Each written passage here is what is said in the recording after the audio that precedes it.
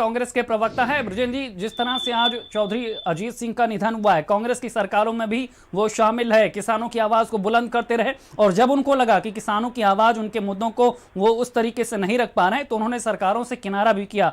ये चौधरी अजीत सिंह का व्यक्तित्व था, किसानों के लिए उनका समर्पण था, और एक किसान नेता के तौर पर ही नहीं, एक रणनीतिकार के तौर पर उनकी एक अलग पहचान थी।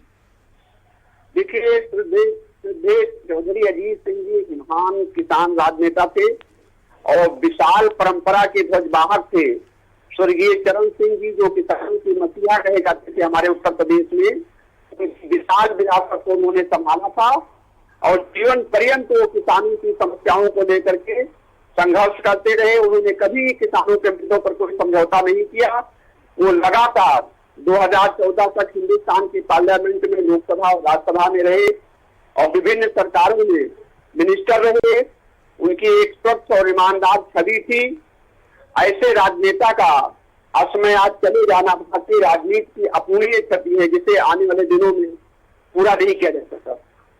बिल्कुल विजेंद्र, लेकिन आपका कोई अनुभव रहा हो एक लीडर के तौर पर, जिस तरह से उन्होंने यूपी की राजनीति में भी बड़ी भूमिका अदा की, देश की राजनीति में भी बड़ी भूमिका अदा की? देखिए, मैं तो उनसे बहुत नजदीक से जुड़ा हुआ था। 1987 में मैं जब कांग्रेस से अलग हुआ, जनमोर्चा बना माननीय प्रताप सिंह के नेतृत्व में, और फिर वो जनता दल बना 88 में, और पहले राष्ट्रीय महासचिव बनाए गए बंगलोर अधिवेशन में आदरणीय अजीत सिंह जी, जब श्री विश्वनाथ प्रताप सिंह जनता दल के अध्यक्ष बने, तब से लेकर के और जब तक वो जनता दल में रहे और फिर कांग्रेस में, मैं उनसे बहुत नजदीक से जुड़ा था और बहुत ईमानदार और शुद्ध विचारधारा के राजनीतिक थे। छल कपट और प्रपंच से वो दूर थे। नहीं तो 1989 में जब उत्तर प्रदेश में मुख्यमंत्री का चुनाव हुआ था और मात्र 8 वोट से वो हार गए थे, श्री मुलायम सिंह मुख्यमंत्री बने थे, तो अगर वो छल कपट और प्रपंच का सहारा लेते तो शायद अजीत सिंह उस समय मुख्यमंत्री होते उत्तर प्रदेश के। ऐसे महान राजनेता जो नीतियों, सिद्धांतों और कर्तव्यों के लिए पूरा जीवन समर्पित और प्रतिबद्ध रहा, ऐसे महान राजनेता का जाना भारतीय राजनीति के लिए अपूरणीय क्षति है। और हम लोगों को दुख है कि 2014 और 19 की इस प्रकार की राजनीति दिशा बदली कि उस महान विरासत, उस महान परंपरा को लोगों ने हराया। और वहां के मुझे भरोसा है कि वहां की जनता तो आज पीड़ा हो रही होगी कि इतने महान परिवार, इतने महान राजनेता तो उन्होंने हिंदुस्तान के पार्लियामेंट में नहीं भेजा, जबकि आज उन जैसे महान नेताओं की बहुत जरूरत थी। बिल्कुल विजेंद्र, लेकिन इस समय उनका निधन हो जाना, इस समय उनका हमारे बीच ना रह जाना, क्योंकि इस समय किसान लगातार आंदोलनरत हैं, अपनी मांगों को लेकर वो सड़क पर भी डटे हुए हैं, ये एक बड़ा क्षति है इस समय।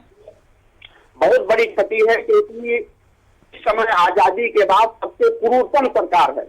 आपने देखा होगा कि लगभग 500 से ज्यादा किसान वर्षों से सड़कों पर बैठे रहे। पूरी ठंडी बीत गई, पूरी बरसात बीत गई, पूरी गर्मी बीत गई, लेकिन सरकार अपने जिद और अहंकार में किसानों के मुद्दों पर कोई कंप्रोमाइज करने को तैयार नहीं हुई। लेकिन मैं मानता हूं कि हिंदुस्तान का किसान जो देश का अन्नदाता है, वो सीधे अजीत सिंह को श्रद्धांजलि देगा। इस सरकार को, जो अहंकारी सरकार है, इसको जड़ से उखाड़ कर फेंकेगा, और यही अजीत सिंह को सबसे बड़ी श्रद्धांजलि होगी। बिल्कुल विजेंद्र, तमाम जानकारी देने के लिए आपका शुक्रिया। तो लगातार राजनीतिक खेमे से भी अब चौधरी अजीत सिंह को लगातार श्रद्धांजलि दी जा रही है। उनका व्यक्तित्व ही ऐसा था कि हर किसी से उनकी करीबी बन जाती थी।